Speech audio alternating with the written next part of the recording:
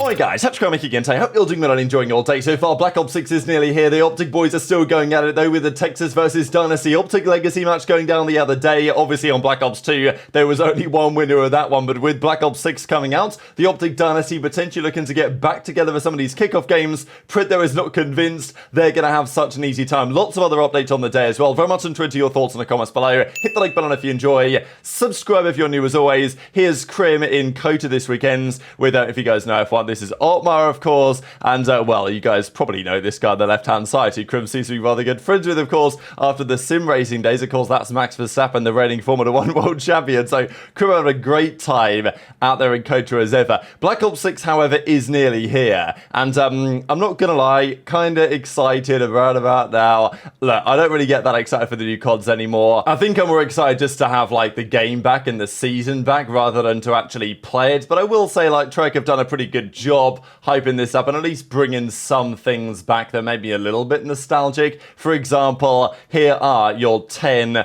prestige icons and prestige master for the new game. So they've based these, as you can tell, on the various Treyarch games over the years. So I'm guessing this first one is from the first two are from World at War, and then it goes on to the Black Ops games, right? So, you know, Prestige 3, Emblem is Black Ops 1, as of course is number 4. I feel like Black Ops 2 got done kind of dirty here. I mean, we've got, you know, Prestige 5 is this kind of Black Ops 2 style emblem, and then Prestige 6 is Zombies from Black Ops 2, right? This is the transit bus driver, right? Whatever his name technically was, I don't even know. But yeah, so that was 5 and 6. And then I think probably my favorites, no surprises there, are, well, at least I think 8 is really cool. 7 is Reaper, if you guys remember. So this is kind of like Skinnybot predecessor. You guys might remember in Infinite Warfare when, what was that guy's name called again? Synapsis, was it the name of the robot in that game? Anyway, the Skinnybot, as Killer would call him.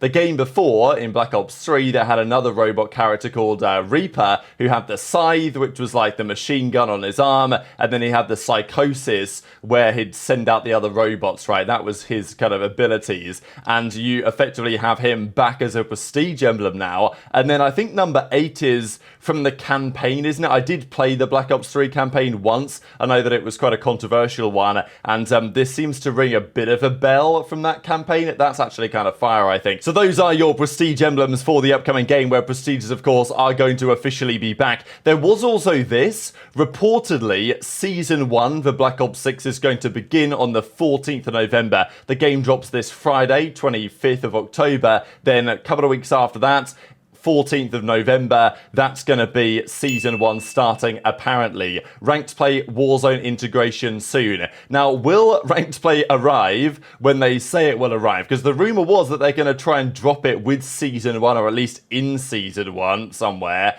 They've said this before, they're like, oh guys, don't worry, this time Ranked is arriving right at release, or soon after release, or a month after release, and then it turns out it's 2 months, 3 months, it's February, it's March. Like, you know, it's absolute shambles. But this game, to be fair, Treyarch are making it, and Treyarch have made the Ranked Play mode for the last several years for Sledgehammer, for Infinity Ward, whatever. So if that's the case, you would think that the integration of Ranked into the game should happen sooner than ever, and rumour has it it's going to happen earlier than ever this year. Whether that happens or not, time will tell, but it's possibly an exciting prospect. Of course, weapon leveling is back in business, but apparently it's not required to start earning camos. They'll be unlocked in various ways, which I think is a nice thing as well. So yeah, I'm looking forward to it. Of course, it's still Gunsmith. The games don't feel quite as they used to. The nostalgia isn't fully there, but still, being on the eve of a Treyarch title for the first time in many a year can't be a bad thing for the competitive scene. Some of those rosters are still to be confirmed,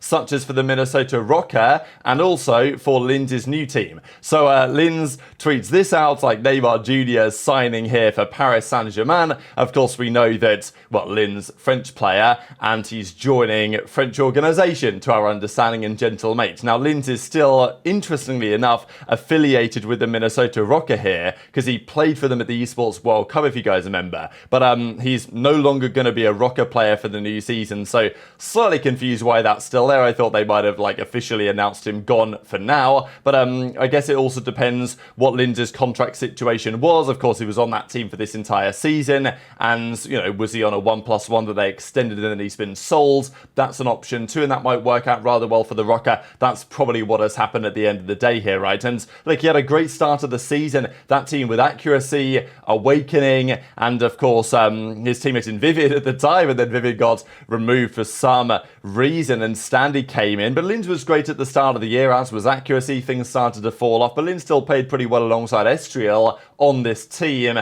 at the World Cup, right? But now Lynz is going to be alongside a different SMG partner in Kismet, we believe, over there at the new Gentlemates roster. Lynz, Kismet, Skyz, Priestahh, effectively, as the OpTic guys described it as, it's Subliners 2023 2.0 with no HyDra and Lynz instead. Can HyDra become, or can Lynz become the new HyDra for the team?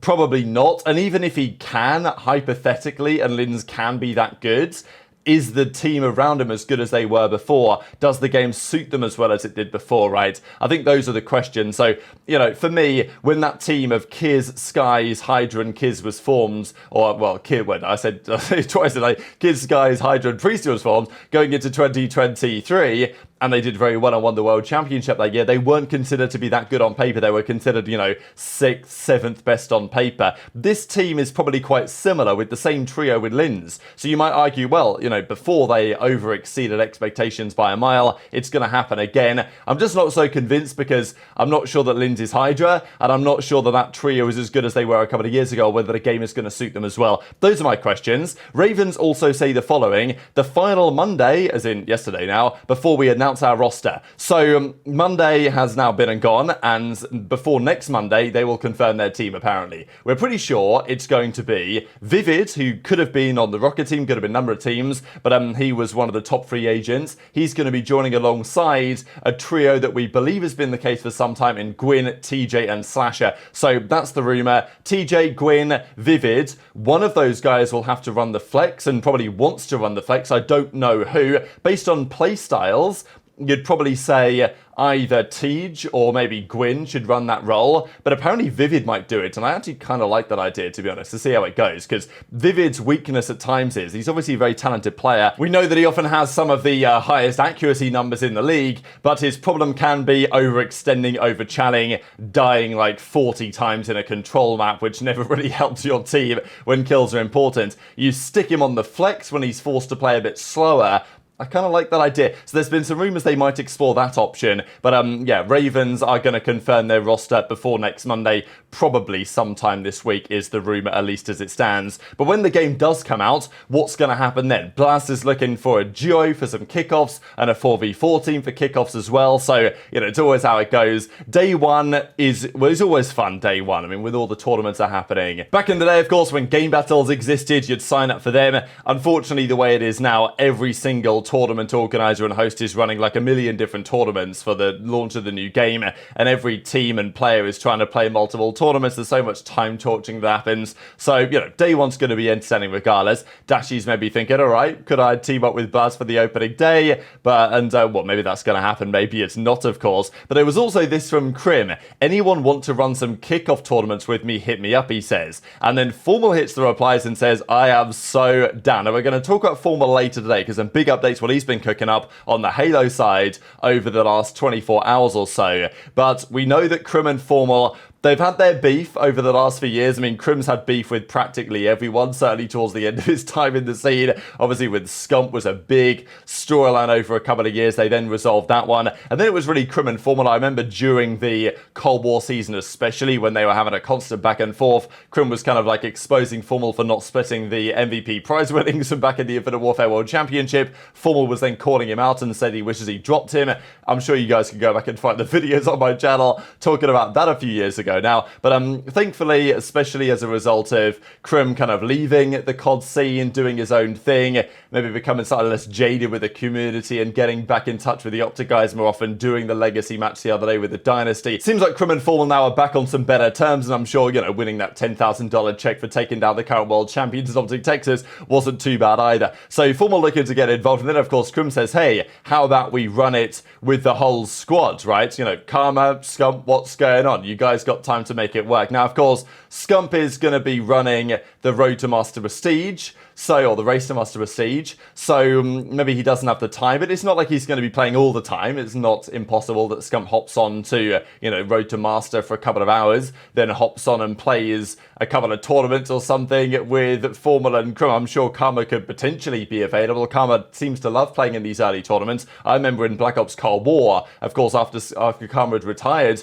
when he was an absolute monster. Like, Karma was like the best player in the game in the early kickoff tourneys, and that shouldn't be a surprise to many, and it wouldn't be a surprise at all if it was the same story this time around. We know that Karma's still got it, but Pred then decides to come in, he wades into the discussion here and says, like, guys, I don't know what you're talking about, there's no Yemen on this game, and then Formula and Pred have a further back and forth. Pred's basically saying, oh yeah, you took us down 250 to 12. I don't really know why Pred would bring that up, obviously, because pretty embarrassing. I mean, it's going to live on in the memory of Call of Duty fans that the world champions got 10-point clubbed by the Dynasty back on Black Ops 2, and they played that tournament, or that show match, basically, the other day. But, Pred's like, look, guys, Black Ops 2, all right, fine, you got us there, but there's no Yemen. That was the map, of course, they played Yemen Hardpoint on the new title. There actually might be, is the funny thing about this, that there was a rumor that Yemen was one of the maps that was going to make a comeback. I think the rumor was it was Hacienda from Black Ops 4, you guys might remember, which was this map, of course. Excellent map in Black Ops 4. Of course, it was played 5 versus 5. If they brought this back for 4v4 would be great, but I also will say, if they brought Hacienda back exactly as it was for the new title, it would be like the biggest map in the game, to be honest. Like, Hacienda's a pretty big map, and, it worked very well for 5v5. I loved it, personally. The movement of that game was fast as well. But if they brought it back to this game, it would be on the huge side of maps, which I think is a bit concerning for the current set of maps that we actually have in the pool. And then, of course, this was Yemen, that map that was in Black Ops 2, but is rumoured to be returning, potentially, at some point in the new title. So it might be pretty funny if Pred says, oh, guys, like, you're not going to be able to beat us on this game, this is our domain, and then actually Yemen does get dropped into the competitive rotation of the OpTic Texas boys actually have to learn it. I wouldn't say that's an impossibility as it presently stands, but what do you guys think about this? Are the OpTic Dynasty going to run the kickoffs? Is Pred right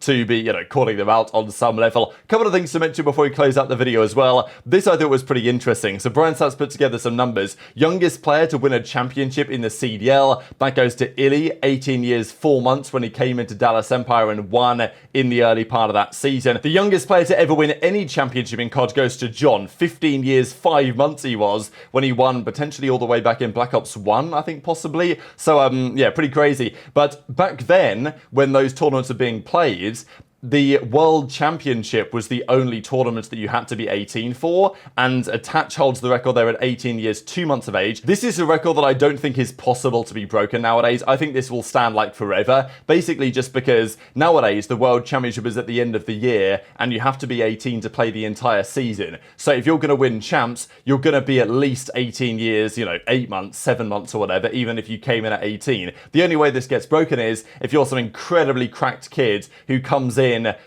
turns 18, just happens to turn 18 a month or so before the World Championship, and a team subs you and they win the tournament. Super unlikely, but so Attach hold that record. Simp, youngest player to win 2 World Championships. Karma, youngest player to win 3 World Championships. This is a funny one though. Youngest coach to win a championship goes to Pamaj. If you guys remember ESWC, I think, 2015 ESWC, Pamaj came along to coach the OpTic team, basically just stands behind them and hype them up, I think was the goal there. And but at that point, the OpTic Dynasty were rather good. So Pamaj won the championship and is undefeated in his coaching career, and has, of course, never come back to it since then. But very much enjoyed your thoughts, as ever, on all of this stuff in the comment section below. Hit the like button if you enjoyed, subscribe if you're new, take care, and I'll see you next time.